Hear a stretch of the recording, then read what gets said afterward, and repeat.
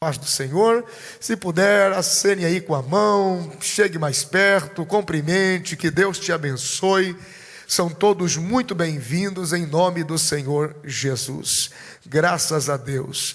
Tome o seu assento, vamos à palavra do Senhor.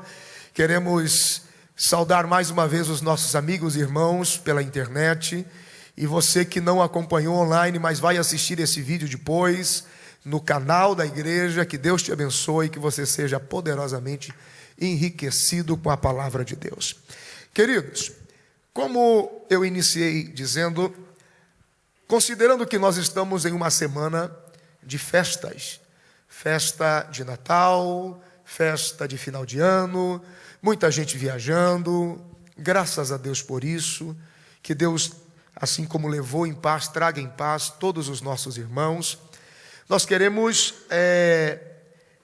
manter o nosso culto de estudo bíblico, e eu falei com o pastor Wagner que eu preferi não dar continuidade à matéria do discipulado Ideia Transformadora pela falta de muita gente.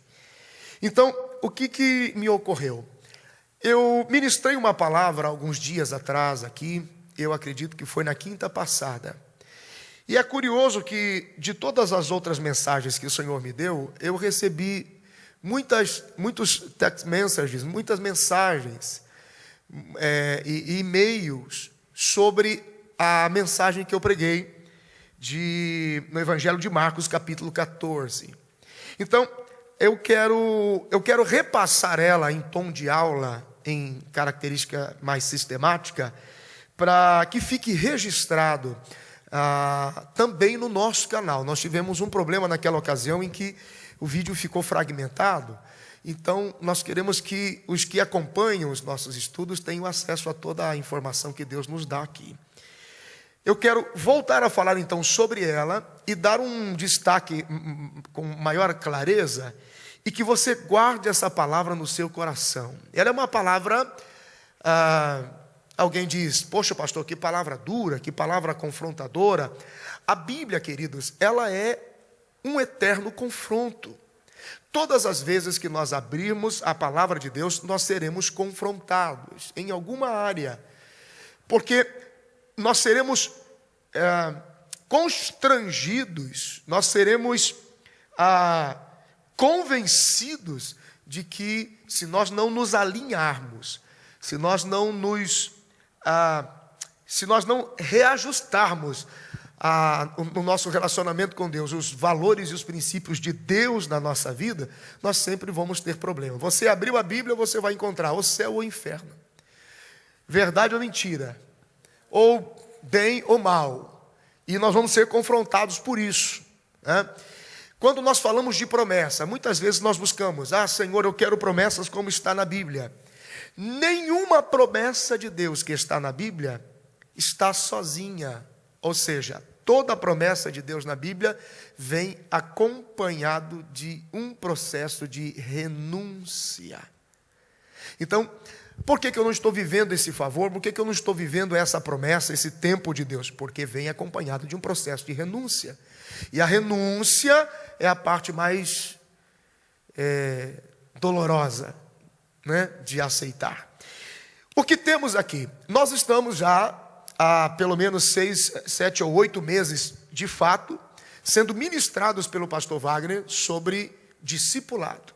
A nomenclatura está mudando, o vocabulário está mudando, então nós estamos ouvindo frequentemente sobre paternidade, unidade, lealdade, discipulado, reino de Deus, visão apostólica, geracional, filhos espirituais, discipulado um a um, discipulado individual, grupos de relacionamento, ideia transformadora, levar Jesus adiante, transferir a visão, transmitir a visão, enfim. A mensagem que eu trouxe há alguns dias atrás, ela é uma mensagem bastante contundente, ela é muito forte, porque ela acontece em um momento decisivo, muito importante na vida de Jesus, e nós aprendemos muito com ela. Então, vamos ler novamente o texto, Evangelho de Jesus Cristo, conforme escreveu Marcos, capítulo de número 14. Evangelho de Jesus Cristo, conforme escreveu Marcos, capítulo de número 14. E vamos ler todo o texto, do verso de número 43 ao verso de número 52. Glória a Deus. Marcos, Evangelho, capítulo 14, do verso 43 ao verso 52. Diz assim a Bíblia: E logo, falando ele ainda, veio Judas, que era um dos 12, da parte dos principais dos sacerdotes e dos escribas e dos anciões, e com ele uma grande multidão com espadas e varapaus. Versículo 44 é onde nós estamos. Ora, o que o traía tinha-lhes dado um sinal, dizendo: aquele que eu beijar, esse é. Prendei-o e levai-o com segurança. Versículo 45. E logo que chegou, aproximou-se dele e disse-lhe: Rabi, Rabi, e o beijou. E lançaram-lhe as mãos e o prenderam. E um dos que ali estavam presentes, puxando da espada, feriu o servo do sumo sacerdote e cortou-lhe uma orelha. E respondendo Jesus, disse-lhes: Saístes com espadas e varapaus a prender-me como a um salteador? Todos os dias estava convosco, ensinando no templo, e não me prendestes. Mas isto é para que as Escrituras se cumpram. E aí vem os versículos interessantes. Versículo 40 diz: Então, deixando, todos fugiram. Agora veja o verso 51 e 52. E um certo mancebo o seguia, envolto em um lençol, sobre o corpo nu, e lançaram-lhe a mão, mas ele, largando o lençol, fugiu nu. Levante o rosto. O texto é bastante curioso e ele é um texto muito forte quando você amplia a visão sobre detalhes como, por exemplo, o que esse rapaz completamente nu, coberto só por um lençol, seguia Jesus. O que esse rapaz está fazendo ali? A Bíblia diz que quando ele foi descoberto, tentaram pegar ele. Quando Jesus estava sendo preso, aquela multidão de discípulos que junto acompanhavam os soldados e os que vieram prender a Jesus, eles se assustaram e correram, deixando Jesus sozinho. Esse rapaz tentou se misturar junto do povo, ele foi visto, teve dificuldade, a sua nudez e o frágil lençol o impediu, foi pego de surpresa. Quando foi descoberto, ele deixou o seu lençol e fugiu nu. E é um texto assim, que nos chama a atenção. Por quê? O que está acontecendo aqui? É um momento crucial na vida e no ministério de Jesus. Enquanto Jesus está no Getsemane orando, e todo aquele processo de angústia, dor, aflição, por antecipação acontece em Jesus, o suor que se transforma com gota de sangue, ele roga ao Pai pedindo que passasse dele aquele cálice. Ele consegue ver isso. Toda essa informação é processada diante dos olhos dele.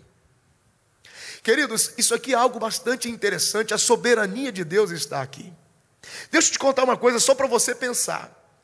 Você consegue imaginar se Abraão, por algum momento, visualiza isso comigo. Você consegue imaginar se Abraão, por algum momento, parasse para questionar Deus à altura, colocando força e coragem no seu questionamento? Muita gente olha e diz assim: eu queria ter uma chamada como a de Abraão, engrandecerei o seu nome, farei você grande na terra, e quem te amaldiçoar, eu vou amaldiçoar, mas quem te abençoar, eu vou abençoar, porque o seu nome vai ser poderoso. Imagine se Abraão pudesse parar por alguns instantes e questionar a Deus sobre a força do propósito de Deus na vida dele. Que força? Deus disse assim para Abraão: sai da tua casa, sai do meio da tua parentela e vai para uma terra que eu ainda vou te mostrar. Gênesis capítulo 12. Que eu ainda vou te mostrar. Que terra é essa? Aonde fica essa terra? Que lugar é esse? Não, eu vou te mostrar. Confia em mim. Sai da tua casa e da tua parentela. O que Deus está dizendo nas entrelinhas? Deixe o teu lugar de conforto. Deixe a casa de seus pais. Deixe a mão que te acalenta, o braço que te segura, a porta que te protege, a cama que te acolhe, o lugar que quando você está em dificuldade, o pai levanta e diz: o pai está aqui, está tudo bem.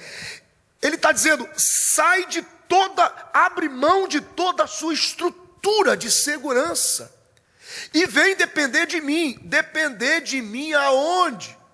Pelo deserto. Vai. Para que lugar? Em que direção? Não, eu ainda vou te mostrar. Você tem que confiar. A sua jornada será pelo deserto, trocando nas entrelinhas. Se prepare para muito calor ao longo do dia. Se prepare para muito frio à noite. O seu caminho será pelo deserto. Se prepare para a fome. Se prepare para a sede.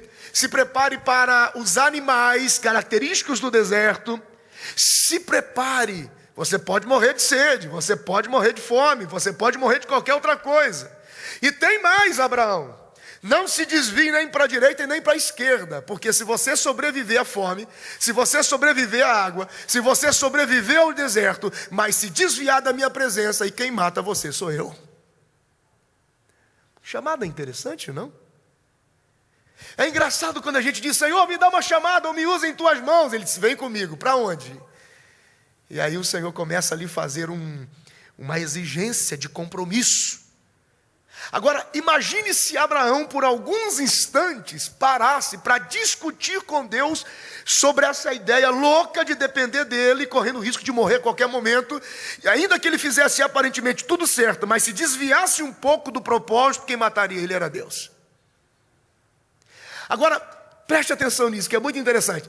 Imagine Abraão questionando Deus e dizendo: o senhor é muito engraçado, né, Deus? Não, é incrível, o senhor é muito hilário. Por que, Abraão?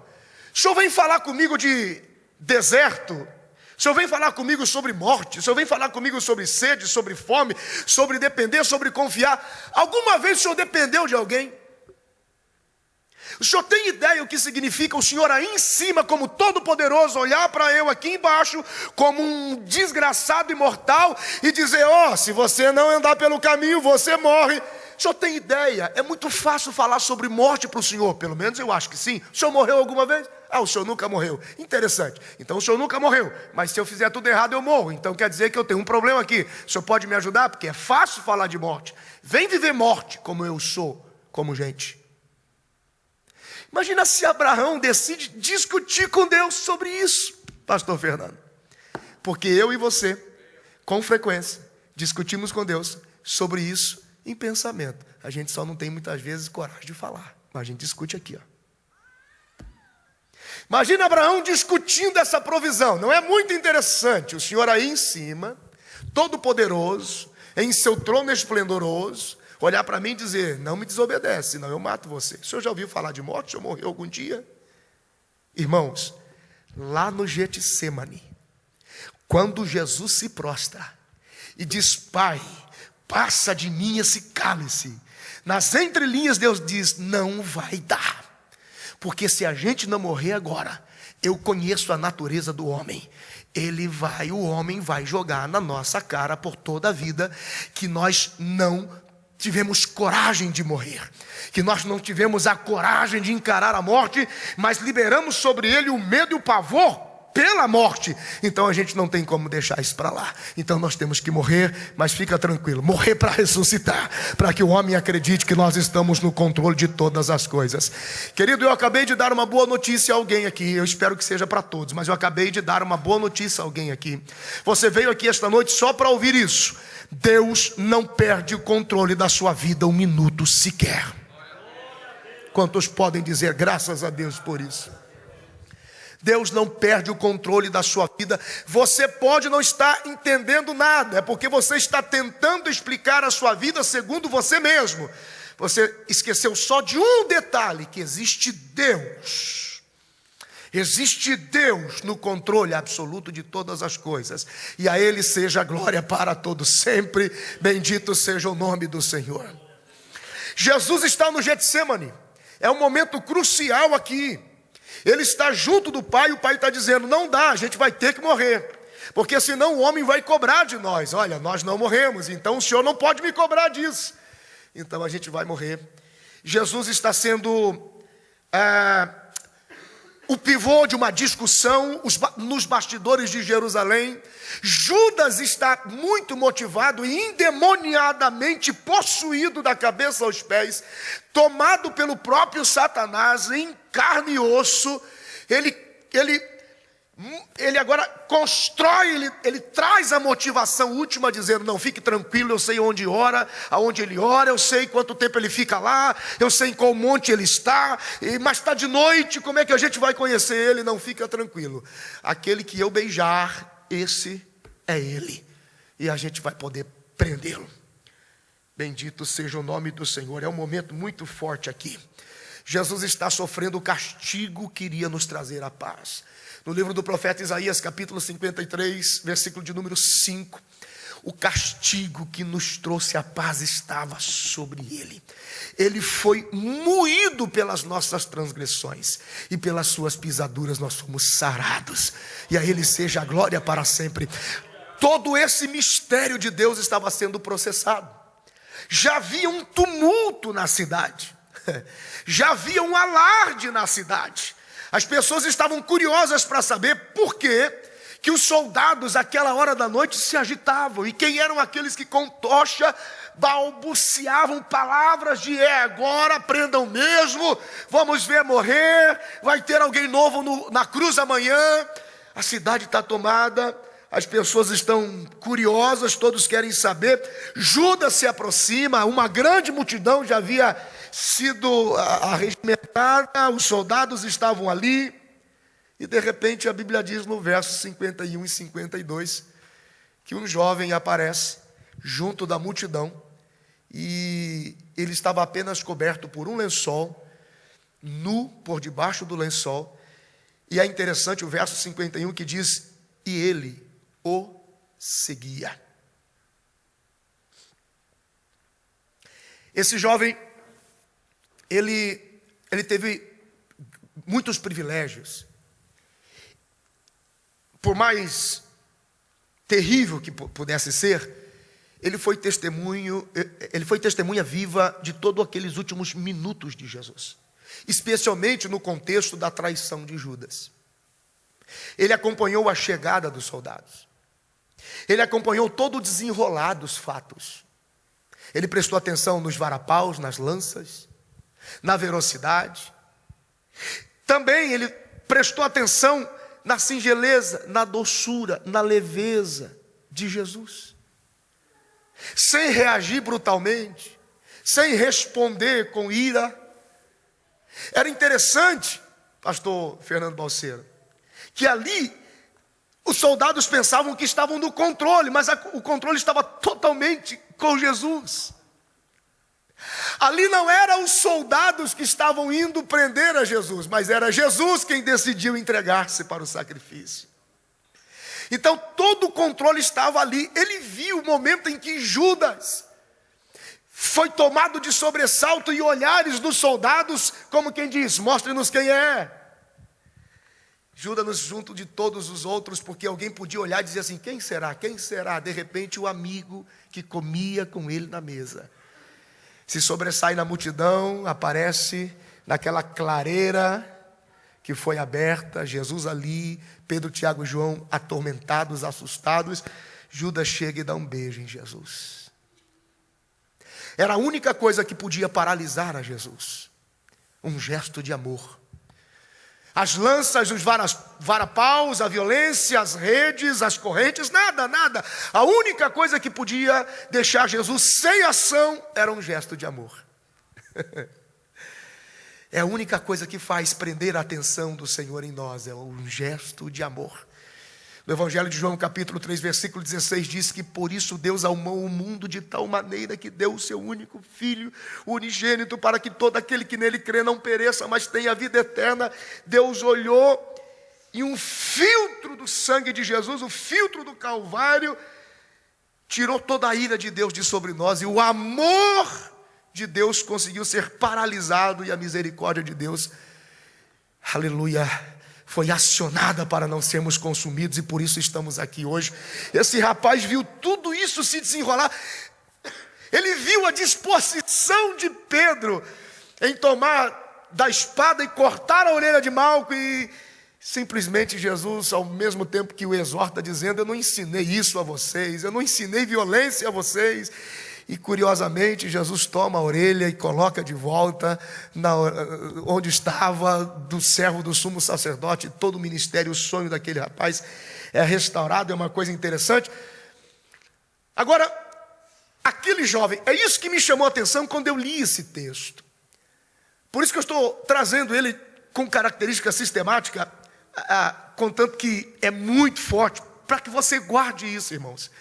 Porque aquilo que eu prego aos irmãos é o que fala muito comigo, porque eu também aprendo, eu também sou gerado nisso. E a Bíblia diz que, curiosamente, esse rapaz, ao ver tudo isso, a multidão, ela se assusta, ela sai correndo. Jesus está sozinho, aquele rapaz também reage. Os soldados vão contra ele e ele não permanece. E é interessante que a Bíblia não diz assim: e uma multidão que seguia a Jesus estava ali acompanhando os soldados. Não, a multidão veio com os soldados. A única expressão, por isso que me chamou a atenção o texto, a única expressão de quem o seguia de fato, seguindo-o para estar junto, era o rapaz. Só que aí eu pedi ao Espírito Santo que me ajudasse a entender esse ponto interessante, curioso, coberto por um lençol, mas por dentro do lençol ele estava nu. Então, eu considerei algumas coisas e quero repartir com os irmãos para que vocês entendam o que representa seguir a Jesus coberto por um lençol. O que a Bíblia está nos dizendo? O que significa seguir a Jesus coberto por um lençol? E uma das coisas que eu lembro ter destacado foi que é um grande perigo se aproximar de Jesus para o seguir. É um grande perigo se aproximar de Jesus para o seguir. Porque se o nosso gesto de estar perto dele não estiver fortalecido por um compromisso a ele, nós vamos segui-lo por aparência, vamos segui-lo por conveniência. E no momento em que nós mais precisarmos do testemunho da nossa fé nele, nós é que vamos nos frustrar, porque nós não teremos resposta nenhuma do céu em nosso favor. Não se pode seguir a Jesus por mera curiosidade. Não, eu estou indo à igreja porque eu não tenho para onde ir. Eu estou indo à igreja porque eu quero ver, eu sou curioso com relação às coisas que estão dentro da Bíblia, eu quero ver se isso tem forma, se isso tem corpo. Não, eu quero ver o que está acontecendo. Não é uma multidão ali, estão prendendo o Rei dos Reis, vão matar o Filho de Deus. Eu estou vendo a injustiça, há uma ação de traição. Eu estou vendo um discípulo endemoniado da cabeça aos pés, eu estou vendo os demônios operando na vida de um homem, eu estou vendo Judas traindo o seu Senhor. Cuidado, porque se somos movidos pela curiosidade, quanto mais precisarmos da nossa fé em Jesus, nós vamos ter uma grande surpresa. Nós não vamos achar nada e não vamos encontrar nada. Então, o que representa estar seguindo a Jesus coberto por um lençol? Então, eu considerei algumas coisas. Primeiro, seguir a Jesus coberto por um lençol, ele pode significar estar seguindo a Jesus apenas por euforia e não por compromisso. Queridos, seria cômico se não fosse verdade, e trágico no final, permanecermos com Jesus apenas por momentos de euforia. apenas por um culto de domingo à noite, em que o louvor bem tocado e uma palavra bem pregada e uma harmonia de relacionamento fosse a única coisa que nos prendesse a Jesus. E na segunda, na terça, na quarta, na quinta e na sexta, quando nós somos procurados pelo nosso testemunho, a gente simplesmente é pego de surpresa, porque nós nos vestimos bem com o lençol, mas por dentro nós não temos conteúdo algum. Isso não pode acontecer com os seguidores de Jesus, com discípulos de Jesus. Ele seguia Jesus, mas ele seguia de forma indevida. Ele seguia Jesus, mas ele não tinha aliança, ele não tinha compromisso, ele não era verdadeiro, ele era casual. Se me servir, se me for conveniente, se me der satisfação, se for prazeroso, segundo, eu preciso que o Senhor me mantenha confortável, eu tenho exigências, então Deus precisa atendê-las para que eu permaneça aqui. Aleluia, nós não seguimos ao Senhor pelo que Ele tem para nos dar, nós seguimos ao Senhor porque nós o amamos, e esse amor tem que ser sincero, tem que ser verdadeiro, ele não pode ser eufórico, ele não pode ser casual, não. Se em algum momento eu for provado muito na fé, eu vou desistir desse Senhor. Isso não pode ser sentimento em nós. Não podemos seguir a Jesus por mera curiosidade, deixa eu ver o que vai acontecer. Nós precisamos seguir a Jesus com compromisso, com verdade, com decisão, com vida e com envolvimento. Eu estou aqui, Senhor, e nós estamos juntos e vamos juntos até o final. Você está me entendendo? Diga graças a Deus.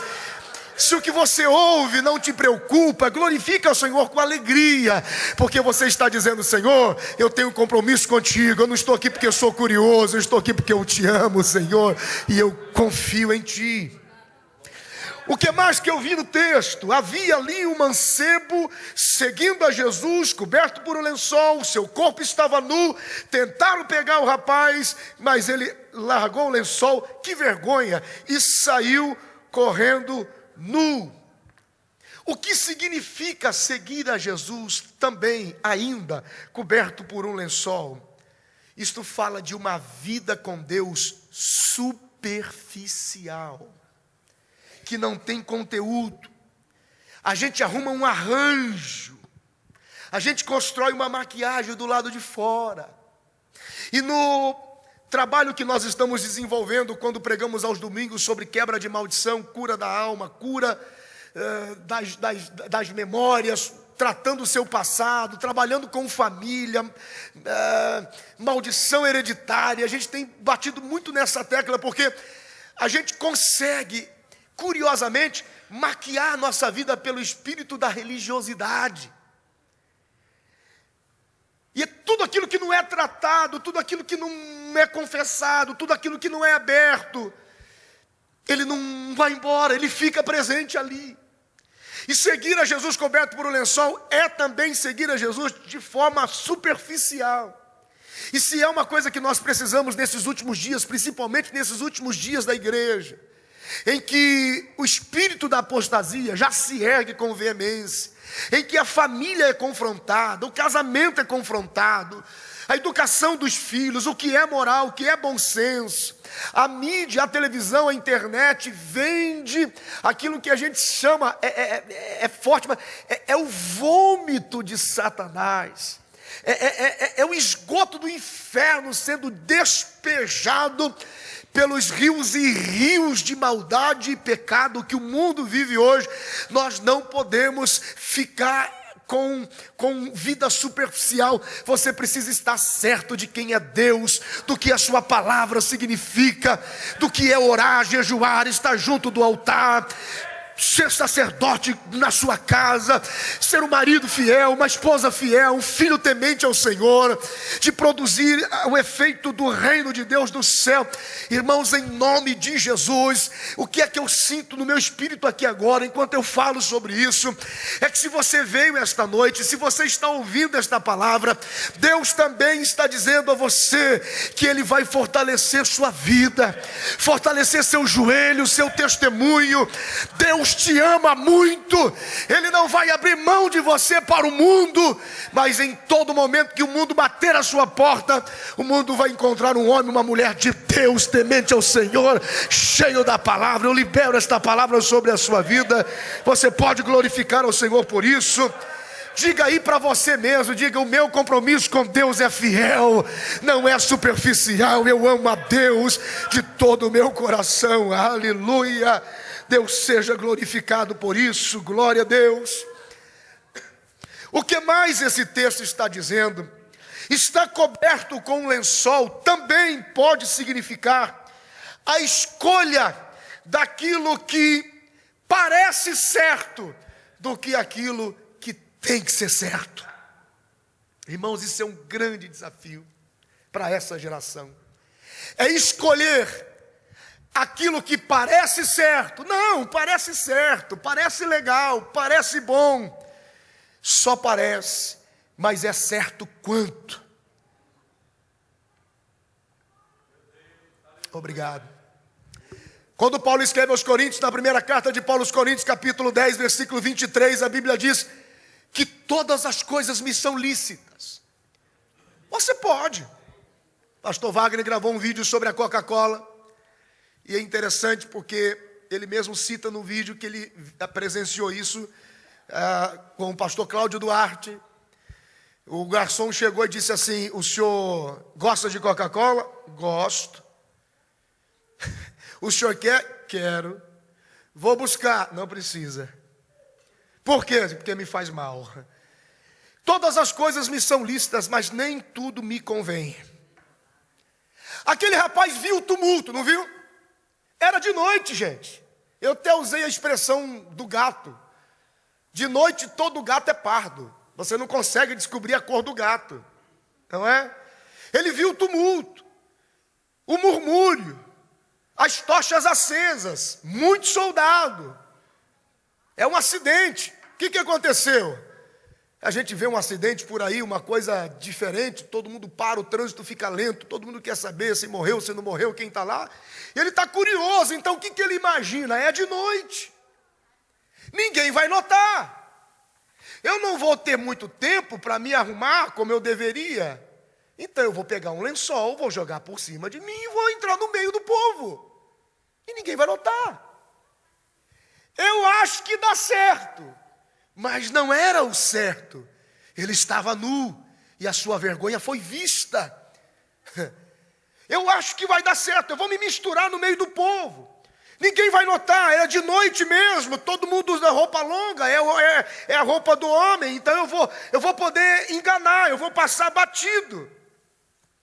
O perigo de pegar a palavra de Deus e usar segundo a nossa conveniência.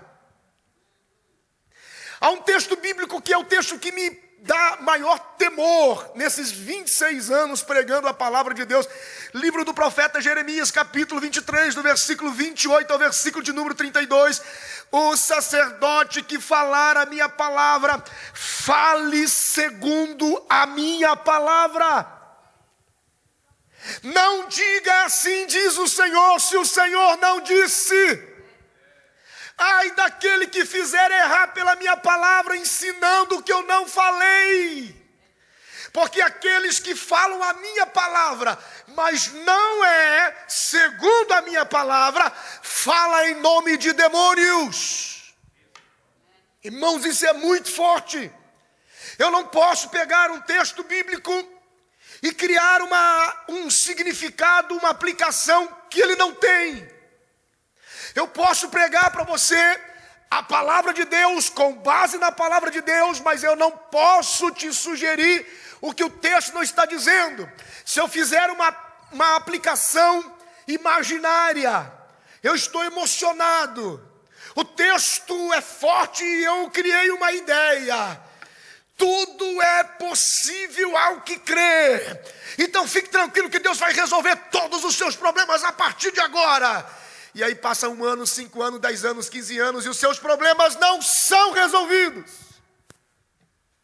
E eu te deixei doente, porque eu usei a palavra de Deus não como ela estava estabelecida.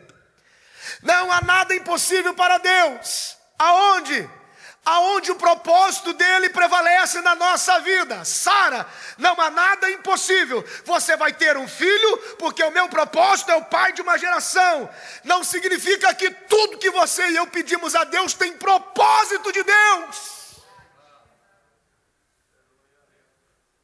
Isso é muito forte. Aleluia.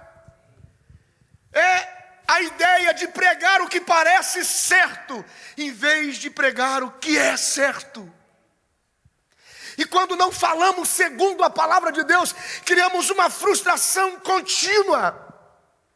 Eu me lembro que, há alguns anos atrás, pelo menos 16 ou 17 anos, 16, 17 anos, quando eu cheguei em Foz do Iguaçu, eu sou formado em contabilidade, com habilitação em informática. Cheguei em Foz do Iguaçu, trabalhei em banco, trabalhei no RH da Frigobras Sadia. Era uma vida de contratação, contabilidade, administração de pessoas e tal. Minha esposa professora.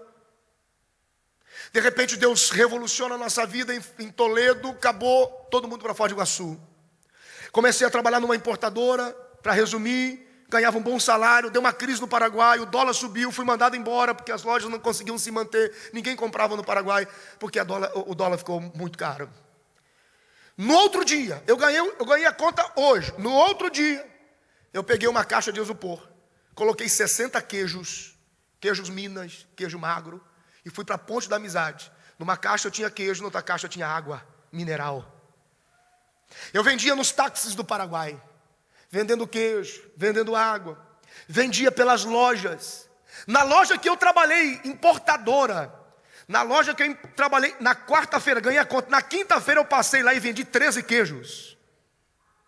Porque eu aprendi uma coisa com o meu avô. Você pode passar a vida toda sem ter uma carteira assinada, mas você não pode passar um dia sem trabalhar. Isso é diferente. A gente pode passar a vida toda sem ter um trabalho registrado. Eu não tenho carteira, usando uma expressão brasiliense, mas eu não tenho registro legal, mas eu trabalho todo dia. Então, nunca tive preguiça. Vamos trabalhar. Teve um dia que eu não vendi nada, o queijo estragando, a água esquentando, sentei 42 graus na Ponte da Amizade. Sentei, fiquei ali no meio-fio, olhando para o céu. Daqui a pouco passa um rapaz, bate nas minhas costas e diz assim: levanta e anda, meu servo, porque não é aqui o teu descanso. E eu fiquei nervoso com o rapaz. Eu falei: para de me incomodar. Vá plantar batata, me deixa quieto. Eu estava nervoso. Olhei para o céu e disse: Deus, seguinte, de todas as promessas que o Senhor me fez, são mais de 10. Vamos fazer o seguinte: se o Senhor puder cumprir uma só, esquece as outras. Nem conversamos sobre as outras. Mas escolhe uma. Cumpre pelo menos uma. E tá bom. E baixei a cabeça, nervoso, atribulado, fui embora. O Júnior era pequeno, devia ter em torno de uns 2 anos de idade. E o Júnior tinha um problema que quando ele chorava, o sistema respiratório dele inchava. Ele tinha uma alergia, de repente inchava, ele perdia a respiração. E o médico dizia: quando der a crise, não deixa ele chorar. Porque se ele chorar, quando ele começava a chorar, ele perdia o fôlego, ficava todo roxo, pintava todo o rosto de pontinhas roxas, e ele ia morrendo cada vez que dava a crise. Eu cheguei naquela noite atribulado, sem nada, não vendi nada em casa. Minha esposa olhando para mim, eu disse: Deus, o que eu estou fazendo aqui? O que deu errado? Naquela noite, madrugada, dá crise no Júnior. A Vivi ouve a respiração dele fraquinha, se levanta, amor, o Júnior está em crise. Peguei o Júnior roxo, a respiração não voltava. Peguei desesperado nos braços, ergui e disse: Deus, o teu sangue de Jesus tem poder. Coloque a tua mão agora, traz esse menino de volta. Eu não aceito isso, mas isso não, mas isso não. E aquela batalha com Deus de madrugada, e o Júnior não respirava.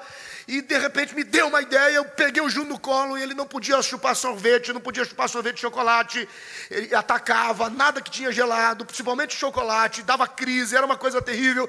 Eu peguei ele no colo e olhei para ele e falei assim: filho, não chora. Ele pequenininho. Eu disse: filho, não chora, não chora. Se você não chorar, o papai vai comprar um pote de 5 litros de sorvete de chocolate, e o pai vai dar todo para você. E a Vivi na porta do quarto dizendo: não, ele não pode comer, não. Disse: se você não chorar, o papai vai comprar uma bicicleta grandona, igual a bicicleta do vovô, que ele gostava da bicicleta do vovô. E a Vivi na porta dizia: não tem dinheiro, não vai.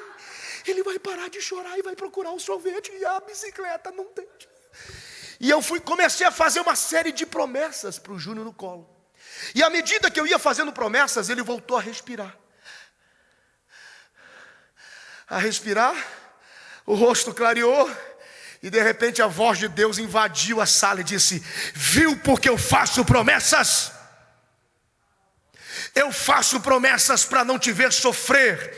Eu faço promessas para você não chorar tanto.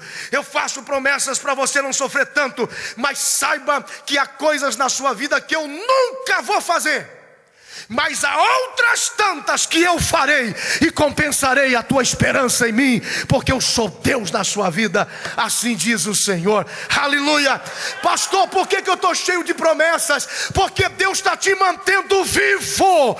Enquanto Ele te faz promessas, Ele te mantém vivo. Tem coisas, irmão, que Ele não vai fazer, mas eu te garanto, o que Ele fizer vai compensar todas as outras. Alguém pode dizer glória a Deus por isso? Todas as coisas têm de Deus o sim e por Ele o amém, para a glória de Deus por nós. Deus está no controle, glorifique ao Senhor.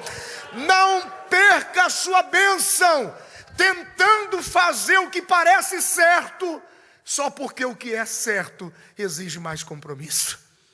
Não, eu vou me misturar no meio da multidão, vou jogar um lençol por cima, ninguém vai me notar, eu vou passar batido mesmo. Não, eu vou me misturar, vou ficar junto, vou ficar perto, vou de vez em quando. Não faça isso. Participe, venha para a visão, venha para o corpo, venha para a estrutura, procure o seu lugar. Olha, o que está acontecendo, em que eu posso ajudar, onde posso ser útil. Eu não sei muito o que fazer, mas eu sei que eu posso fazer alguma coisa. Alguém pode despertar o que há de melhor em mim? Vem para o meio, irmão. Vem para aquilo que está sendo certo de Deus. Você pode dizer glória a Deus por isso? Ainda, voltando nesse estudo sistemático desse assunto, o que mais que eu aprendo? Lendo o texto de novo. Um certo mancebo seguia, envolto em um lençol. Ninguém andava com lençol. Não tem como. Você tinha que estar vestido. Era noite, você podia ficar exposto. A nudez era vergonha. O corpo nu debaixo do lençol. Tentaram pegar o rapaz. Ele sai correndo, larga o lençol e a nudez dele foi vista. Que o Senhor nos guarde e nos cubra com o seu sangue. O que mais que o Senhor me disse aqui? Ele pareceu estar fazendo a diferença entre os demais. Por quê, pastor? Porque no versículo anterior, no versículo 50, diz que aquela multidão simplesmente fugiu, deixando Jesus. Mas o versículo 51, ele é claro em nos mostrar, em nos dar a informação de que aquele rapaz, ele insistiu em ficar mais perto. Só que quando ele foi pego de surpresa, ele disse: ó, prendam. Ele é seguidor, ele deve estar junto. Ele sai correndo.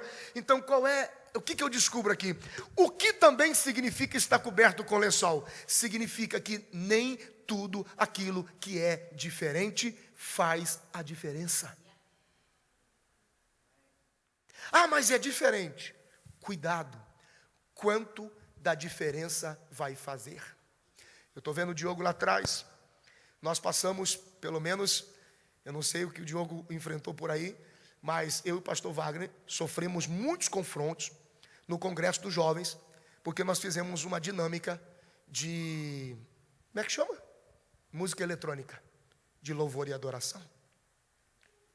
Quando nós estávamos no retiro dos jovens, nós trabalhamos com música eletrônica, lá no campo dos jovens, e Deus derramou uma glória, batizou com o Espírito Santo, renovou jovens, perdão foi liberado, vidas que precisavam ser restituídas em misericórdia, em graça, foram poderosamente tocadas.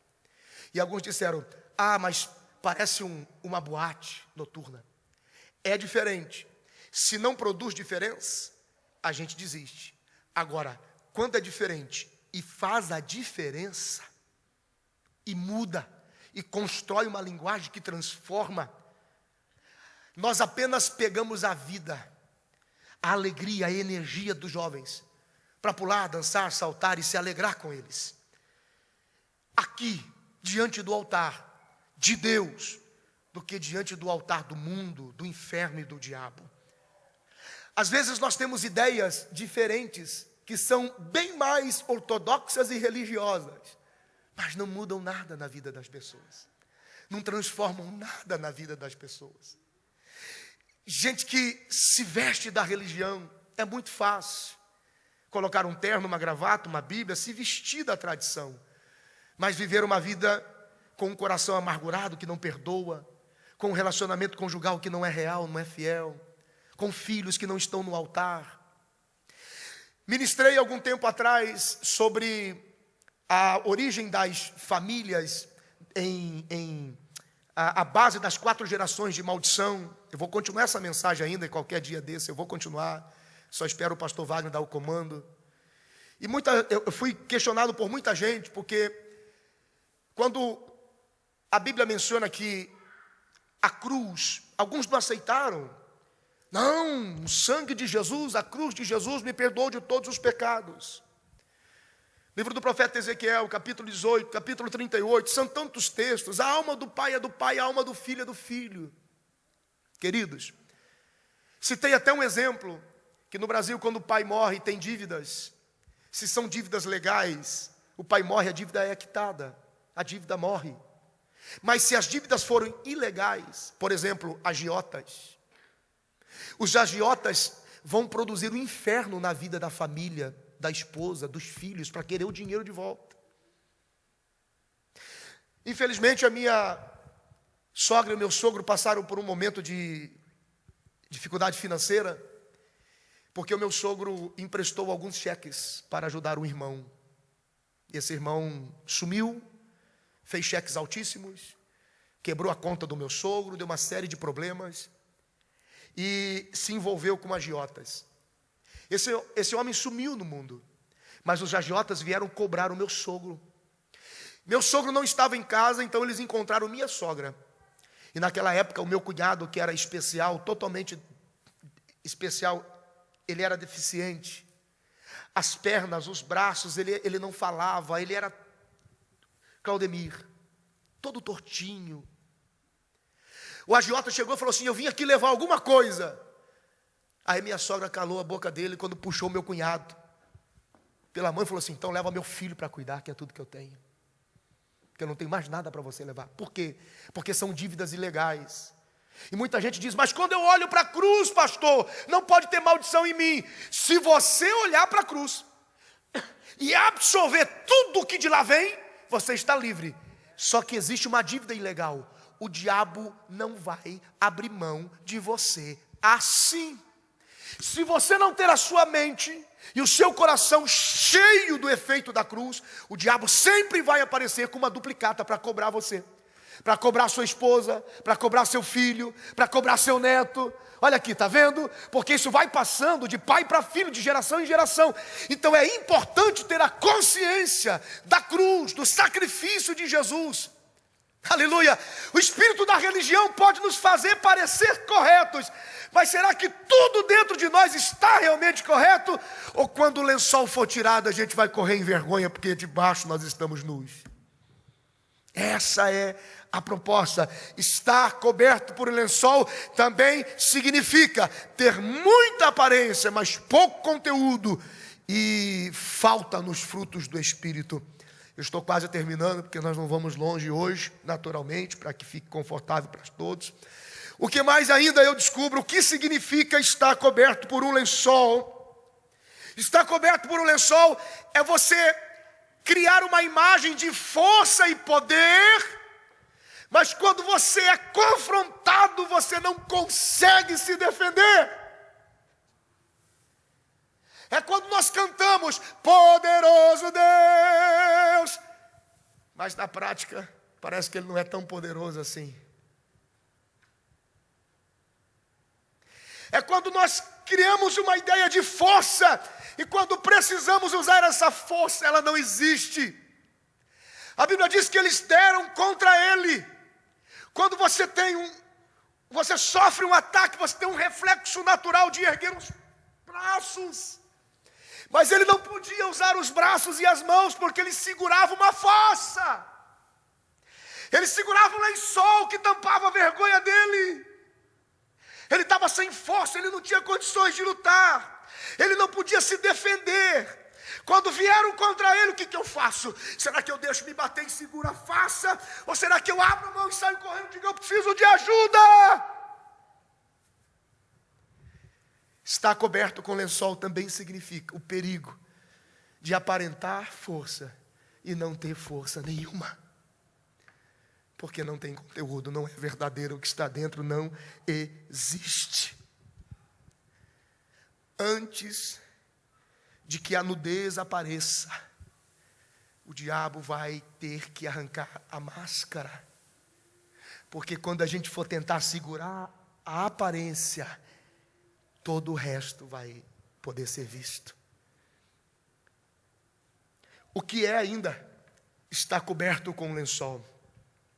O texto é interessante, eu gosto de frisar ele mais vezes. E um certo mancebo seguia envolto em um lençol sobre o corpo nu, e lançaram-lhe a mão, mas ele, largando o lençol, fugiu nu. Irmãos, isso é muito forte. Ele teve acesso a um momento de glória. Pode parecer dor. Se você olha humanamente, é dor, escárnio, maltrato, violência. Para que bater nesse homem? Para que feri-lo tanto? Por que fazer isso, Judas? Por que acorrentá-lo desse jeito? O que estão fazendo com ele? Ele é um inocente, é triste, é revolta, não é? Mas o céu estava se erguendo em glória. Os anjos estavam preparando a manifestação da glória, porque ali estava a máxima da glória do Filho unigênito de Deus. Porque todo o universo agora declarava, ele vai morrer. Então significa que quando ele for ressuscitado, o diabo será vencido e o inferno será derrotado. Os dias estão contados. Alguém pode dizer glória a Deus por isso? O que é estar coberto por um lençol? Estar coberto por um lençol significa participar da glória de Cristo, mas não ser capaz de revelá-la a ninguém.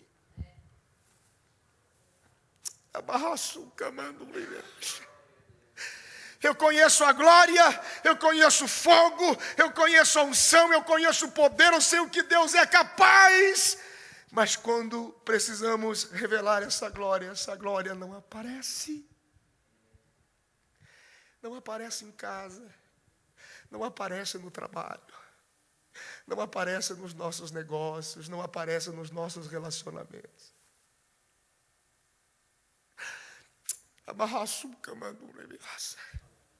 Que o Senhor nos livre disso.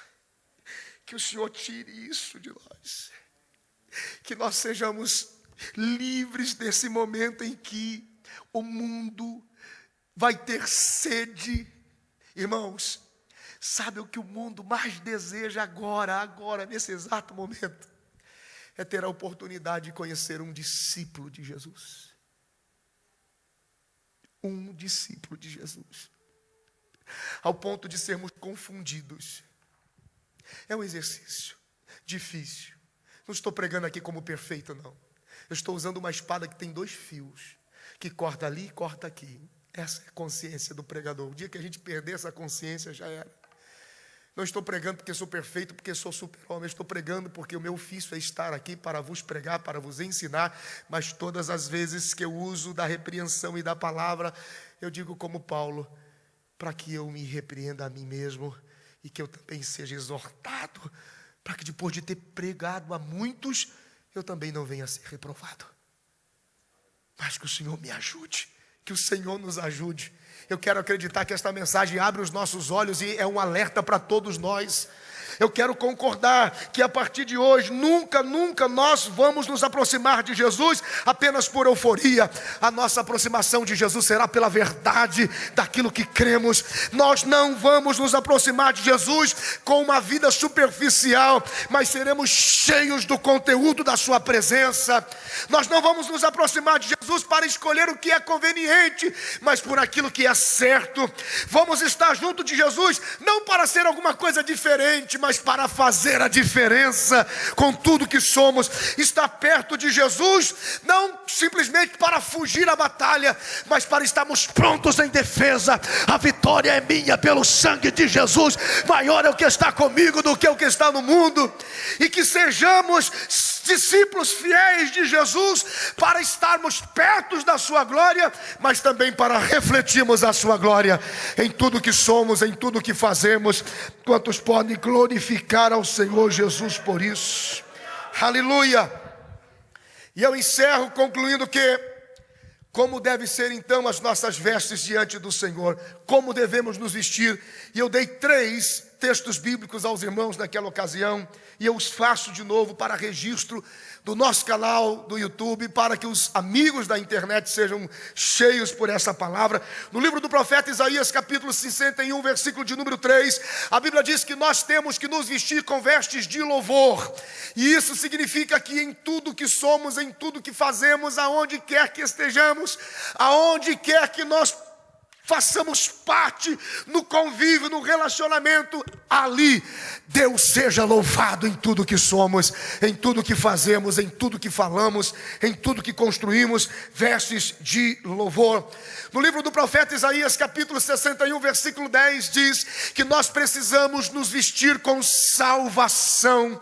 Então significa que tudo que fazemos, tudo que cantamos, tudo que construímos, precisa estar o testemunho: eu sou uma nova criatura, o sangue de Jesus me purifica de todo pecado, não há mais tristeza, eu estou sorrindo, eu estou liberando a alegria, o perdão, a paz, a vida. E todas as pessoas que têm contato comigo e com você sejam alvos da sombra da cruz, do poder do sangue de Jesus, vestes de salvação. Quantos entendem isso? Digam graças a Deus. E por último, irmãos, nós temos que nos vestir, livro do Apocalipse, capítulo 7, e também todo o capítulo 19, a Bíblia diz para que estejamos revestidos da justiça de Cristo, porque quando Deus olha para nós, o filtro do sangue de Jesus nos livra da ira de Deus. No livro do Apocalipse, capítulo 16, versículo 15, a Bíblia diz: bem-aventurado é o homem e a mulher que usa de vigilância, para que as suas vestes não sejam tiradas, a vergonha seja vista e a nudez apareça. Glorificado seja o nome do Senhor. Essa é a Bíblia, a palavra de Deus.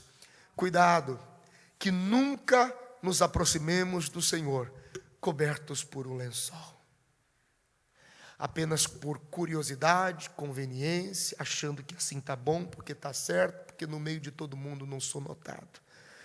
Deus tudo vê, Deus tudo sabe. Coloque a mão direita no seu coração e feche os seus olhos. Eu estou tão feliz com o número de pessoas que veio.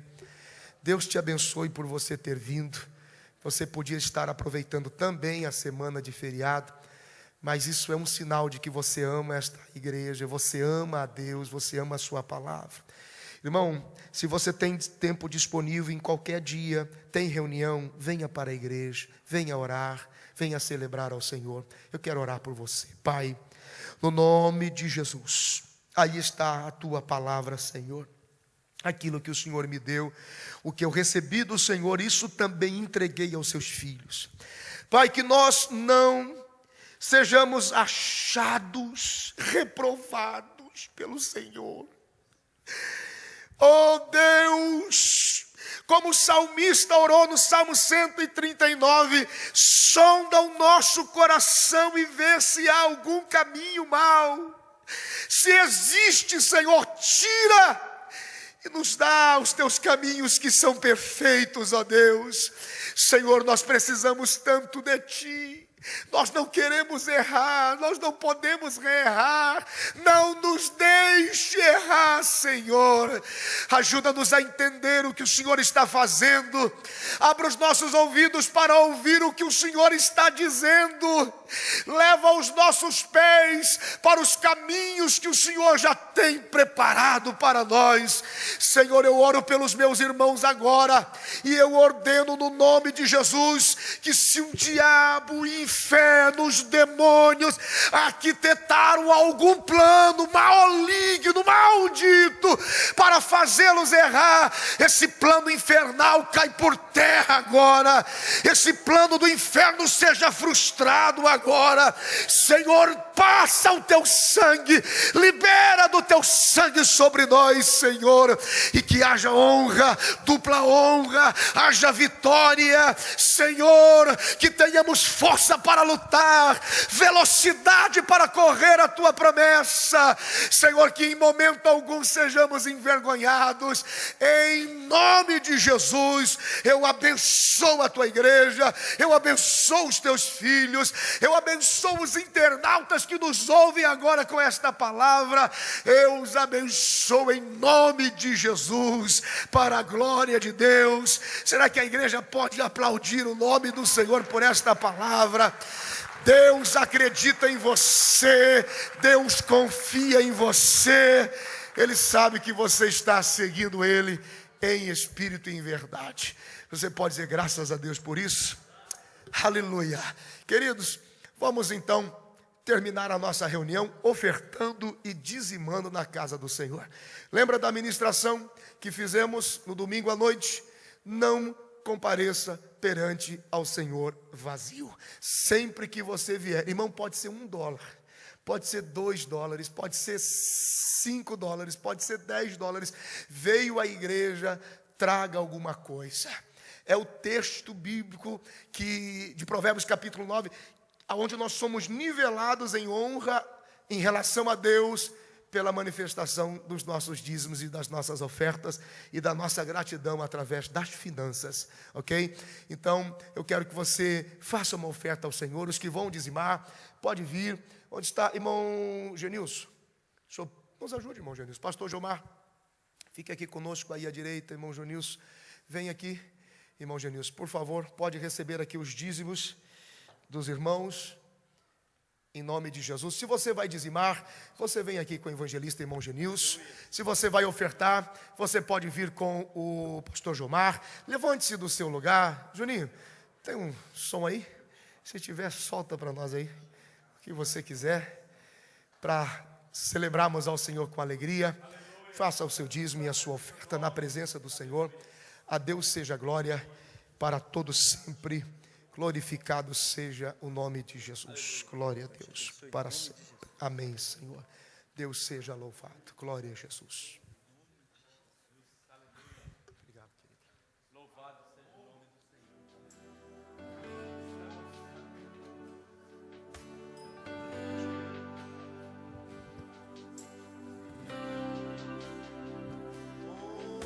Oh, aleluia. Glória a Deus, glória a Deus, glória a Deus. Te adoramos para sempre, Senhor. Glória a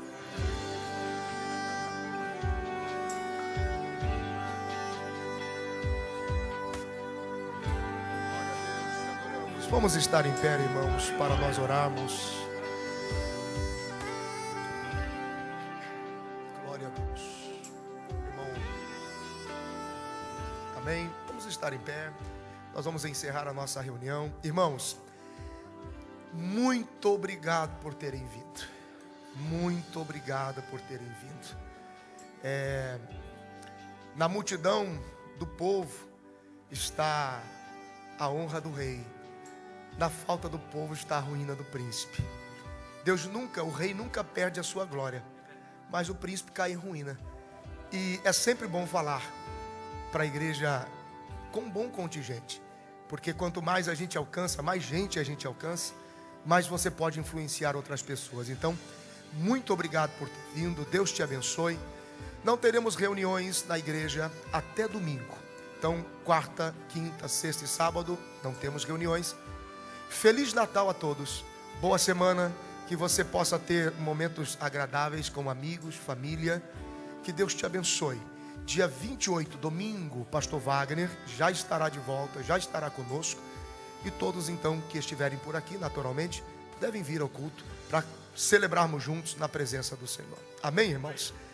Senhor Jesus, nós te damos graças pelos dízimos e ofertas dos teus filhos. Obrigado pela fidelidade e pelo amor para com a sua obra. Tua palavra diz que não podemos comparecer diante do Senhor vazios. E existe uma promessa, Senhor, que quando nós somos fiéis no pouco, no muito o Senhor nos coloca.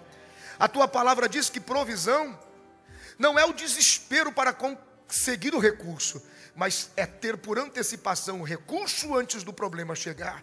Então, Senhor, aos teus filhos que ofertaram e dizimaram, Senhor, eles sejam agora visitados por esta provisão e eles possam ver o teu milagre, Senhor, na vida, no trabalho, na casa, em nome de Jesus.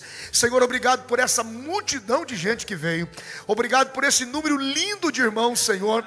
Obrigado por esta noite de estudo da tua palavra, o seu nome for glorificado. Pedimos que o Senhor nos cubra com o teu sangue, nos livre de estarmos juntos a ti, Senhor, por conveniência, por curiosidade, por aparência, mas, Senhor, queremos estar contigo por aliança e por verdade. Cobre os teus filhos com o teu sangue, leva-os em paz de volta aos seus lares, guardados e protegidos pelas tuas ricas e poderosas mãos. Que o Senhor te abençoe e te guarde. Que o Senhor levante o seu rosto sobre ti e tenha misericórdia de ti. Que o Senhor sobre a sua vida levante o seu rosto e te dê a paz. E que a graça do nosso Senhor Jesus Cristo, o amor de Deus e a comunhão do Espírito Santo esteja com toda a igreja. E nós dizemos amém. Que o Senhor te abençoe. Volte em paz para a sua casa. Feliz Natal. Só faltou